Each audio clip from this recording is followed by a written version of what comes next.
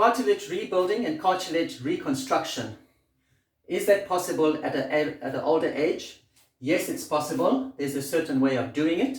I have done like a 9-minute video which explains in detail, this is the video here, explains in detail how do you rebuild cartilage across your bones here so that you can remove all the joint pains and you can remove the if you've had bone to bone problems, you can remove this because you can rebuild the cartilage, which is the cushion. Now, how do you do this? There's a sequence of events that have to happen. There's stem cells that become another cell, that become collagen, that become cartilage.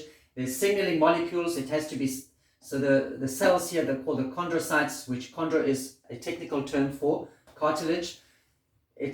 Those cells have to receive a message. What makes the message? I explained that, so that when that message is arrived, then the process of collagen cartilage is being made and what are the supplementation and foods that you need to take. I explain all of that in detail. Click on the link for the video to watch the video to see the detail so that you can actually now rebuild your cartilage in your bones, whether it's joints in your legs or in your arms, so that you can get free of the joint pains. This is your chance. I look forward to seeing you and watching the video, and then we can talk.